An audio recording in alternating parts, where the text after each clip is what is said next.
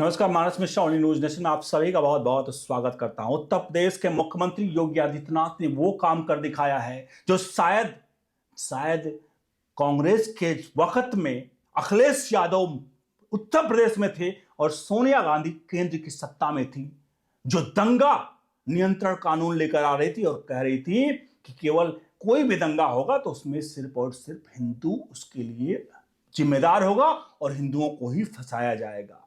ये कानून आ रहा था और अब 2011 में कानून आ रहा था। 2013 में मुजफ्फरनगर दंगे हुए थे और उस मुजफ्फरनगर दंगों में 37 लोग थे जिनको आरोपी बनाकर जेल में डाल दिया गया था।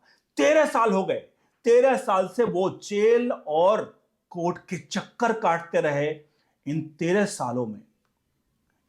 सालों में 8 लोग जिनकी मृत्यु हो गई और अब कोर्ट का फैसला आया है जिसमें 37 लोगों को बरी किया गया है। और यह लड़ाई उत्तर प्रदेश के मुख्यमंत्री योगी आदित्यनाथ, जो लोग कहते हैं ना कि योगी यार ब्राह्मणवाद कर रहे, क्षत्रियवाद कर रहा, ये कर रहे हैं, वो कर रहे हैं, उनके लिए बड़ी सबक वाली खबर है। जो लोग कहते हैं कि अखिलेश आएंगे तो ये करेंगे, तो उनके लिए बड़ी खबर है। इसलिए इस वीडियो को हर एक फोन तक पहुंचाएगा, क्योंकि आज मैं आपको दिखाने जा रहा हूं SC ST एक्ट से आप लोग बहुत परेशान थे कि भाई फर्जी केस हो रहे हैं। यहां तो पूरे के पूरे क्षेत्र को उठाकर दंगे में झोंक दिया गया। उसके बाद हिंदुओं के ऊपर केस किए गए और आज कोर्ट ने फैसला सुनाया, 37 लोगों को बरी किया है। और ये बरी इसलिए हुए हैं क्योंकि उत्तर प्रदेश के शासन प्रशासन ने, योगी आदित्यनाथ ने जांच में एक एक चीजों का जांच बारीकी से किया गया। पता चला कि इन सबको फंसाया गया था और अब पूरा का पूरा सामने आ चुका है अखिलेश यादव का असली चाल चरित्र और चेहरा। MY समीकरण में मुस्लिम यादव की बात तो करते हैं, लेकिन यम के चक्कर में वाई को पीसते रहते हैं, यानी मुस्लिम के चक्कर में यादवों को भी बलि का बकरा शायद बना रहे हैं। पूरी खबर दिखाएंगे, अनुरोध करेंगे वीडियो के कमेंट बॉक्स में अपनी राय प्रतिक्रिया जरूर दीजिएगा। वीडियो को जितना हो सके अपने हित मित्रों को जरूर पहुंचाइए। और कैसा लगा यह फैसला? कोर्ट का फैसला है, इसलिए मैं और मेरे बातों पर मत जाइए। मैं जब साफ कह रहा हूं कि कोर्ट का फैसला है कि 37 लोगों को बरी किया गया। वो 37 लोग कोर्ट के चक्कर काट रहे थे, बेगुनाह थे। 8 की मौत हो चुकी है। 13 साल तक बेगुनाह लोग चक्कर काटते रहे। और इसके जिम्मेदार कौन? इसके जिम्मेदार यहाँ पे कहेंगे हिंदू मुस्लिम दंगा नहीं, सरकारें थी। केंद्र में सोनिया गांधी और राज्य में अखिलेश यादव। एक कहावत है, एक तो करेला ऊपर से नीम चढ़ा। मतलब एक तो सोनिया गांधी तो केंद्र में थी, जो दंगा नियंत्रण कानून लेकर आ रही थी, जिसमें अगर कोई भी दंगा होगा तो उसके लिए हिंदू ही उत्तरदायी होगा। ये कानून आ रहा था, तो बीजेपी धन्य हो बीजेपी की जिसने कानून को रोका। और उस समय जो मैंने कहा नीम के ऊपर से नीम चढ़ा, मतलब एक करेला ऊपर से नीम चढ़ा हुआ, उस वक्त केंद्र में तो सोनिया बैठी थी और राज्य में थे हमारे अखिलेश यादव मुख्यमंत्री, नए नवेले मुख्यमंत्री 2012 में थे। और मुलायम सिंह यादव जो गर्व से कहते थे कि भाई हमें तो हिंदुओं को मरवाया, कोई फर्क नहीं पड़ता, गोलियां चलवाई अयोध्या में।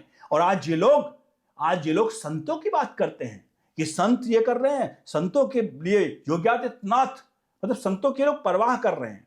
तो पूरा प्रकरण थोड़ा सा समझ लीजिए और अब जितना हो सके इस पे अपने राय प्रतिक्रिया जरूर लिखिए। एक बार हम इस पर जय श्री राम जरूर लिखेंगे इस पूरे प्रकरण पर, क्योंकि आज ये जीत है उन परिवारों की जो परिवार 13 साल से घुट घुट करके वो जिंदगी जी रहे थे कि आखिरकार उनके बेटे, कोई किसी का बेटा, किसी का पति, किसी का भाई जो जेल में सड़ रहे थे, आज उनको न्याय मिला है। और यह न्याय योगी आदित्यनाथ ने दिलवाया है, मुख्यमंत्री उत्तर प्रदेश। अब थोड़ा सा इस मामले को, प्रकरण को समझ लें। आपको पता है 74 केस थे जिनको वापस लिया गया सबूत के अभाव में, यानी कि फर्जी तरीके से सबूत यहां पर बनाए गए थे, गढ़े गए थे। और योगी आदित्यनाथ की सरकार ने 74 मुकदमों को वापस लेने की अनुमति उत्तर प्रदेश की सरकार इस पर दी चुकी थी। 2020 तक का मसला था ये पूरा। अब इस पूरे प्रकरण को समझिए, क्या कहानी थी, शायद आपको ना समझ में आए कि क्या कहानी, तो वो समझिए। जो लोग SC/ST एक्ट कहते हैं ना, SC/ST एक्ट फर्जी लगा दिया, ये कर दिया, वो कर दिया, ये सब तो मामूली चीजें हैं, ये सब तो मामूली चीज है, हम आपस में देख लेंगे, हम कौन हिंदू हैं तो आपस में देख लेंगे। लेकिन यहां पर हुआ क्या, जो घटना देखेंगे तो आप हैरान रह जाएंगे कि आखिरकार इस तरह से कोई कैसे कर सकता है।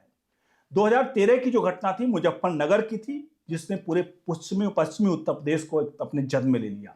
27 अगस्त की घटना है 2013 की, कवाल गांव की एक छोटी सी घटना आग भड़क दी। लोग कहेंगे छोटी सी घटना, एक लड़की के साथ छेड़छाड़ होता है, जाट लड़की, वो आरोप लगता है। उसके बाद जब ये आरोप लगता है छेड़छाड़ की, तो उसके दो भाई जो होंगे, जाहिर सी बात, एक परिवार में अगर किसी की बहन को छेड़ा जाएगा तो उसके भाई आग बबूला होंगे।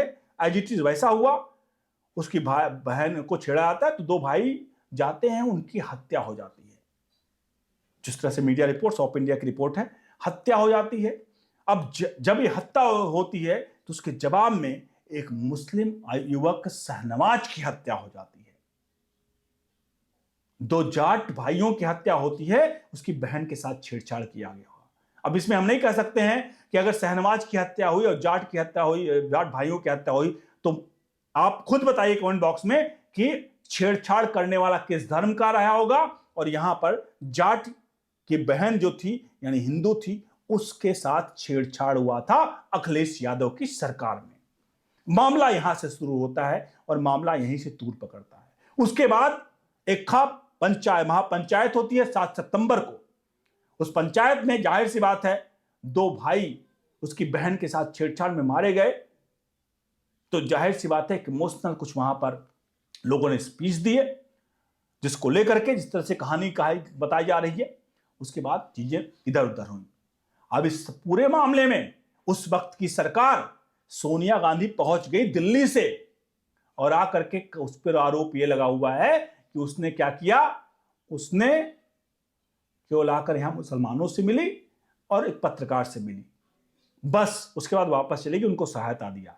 अखिलेश यादव पे यही आरोप लगे कि इन्होंने भी मुस्लिम परस्ती में बहुत कुछ कर दिया। अब उसका सबसे सीधा उदाहरण इस वक्त उत्तर प्रदेश के मुख्यमंत्री योगी आदित्यनाथ का है, क्योंकि जहां पर आप खुद समझते हैं कि मुस्लिम परिस्थिति क्यों थी, 37 लोगों को बरी किया गया है। और 37 नाम अगर मैं आपको गिनवा दूं तो उन 37 को नाम थोड़ा सुन लीजिए आप, बरी होने वालों के नाम। कुंवरपाल किस धर्म का है, जोगेंद्र, मनोज, गुल्लू, सोनू, भालू, नीरज, लवकुमार, सौकी, बुरेश, प्रदीप, कालू, पप्पू, नीटू, पप्पू पुत्र ब्रह्मपाल, गुड्डू, नरेंद्र, जितेंद्र, भीम, राम सिंह, देशसास, छोटू, जूली, दीपक, कल्लू, मदन, सोमपाल, नरेंद्र, खजान, विकास, टुल्लू, कल्लू, धीरज, पिंटू, बिंदु, मनोज, राहुल, विजेंद्र और अन्य, ये सभी कुटबा गांव के निवासी हैं। और इन पर आरोप लगा, इसमें से जो मतलब इनको बरी होने वाले नाम है। और आपको बता दें 37 लोग आरोप मुक्त हुए, इनमें से 8 लोगों की अब मौत हो चुकी है। अब योगी आदित्यनाथ ने, अब इस कोर्ट के फैसले को आप कैसे देखते हैं, 13 साल तक उनको जेल में रखा गया, फर्जी कोर्ट के चक्कर काटते रहे। और आज वो उत्तर प्रदेश के मुख्यमंत्री योगी आदित्यनाथ, ऐसे नहीं हिंदू तो ऐसे माने जाते हैं, फर्जी मुकदमों को अब जांच हुई तो पता चला है भैया ये तो पूरा खेल था, षड्यंत्र था। और अखिलेश यादव कहते हैं कि हम साधु संतों के अब रहनुमा बन रहे हैं, वो अब मुक्तेश्वरानंद के साथ मिलकर रहनुमा बन रहे हैं। और योगी आदित्यनाथ को कहते हैं कि ये मुगल फलाना रम का अपशब्दों की इंतहा कर डाली है। और उस अब मुक्तेश्वरानंद को अब अखिलेश यादव के सबसे करीबी हो गए हैं। इस पूरी घटना पर आप अपनी राय प्रतिक्रिया दीजिए। मैंने जो रिपोर्ट्स बताई है, ऑफ इंडिया की रिपोर्ट्स और मीडिया रिपोर्ट्स, जिसको लेकर के मैंने आपके सामने बात रखी है, आप सभी से चाहेंगे इस पूरे प्रकरण पर अपनी राय प्रतिक्रिया दीजिए। क्या आपको लगता है अखिलेश यादव ने सही किया था, सोनिया गांधी ने सही किया था, या आज एक योगी आदित्यनाथ ने सही किया है? योगी आदित्यनाथ के लिए 2 शब्द जरूर लिखिए। बने रहिए ओनली न्यूज नेशन के साथ। बहुत बहुत धन्यवाद।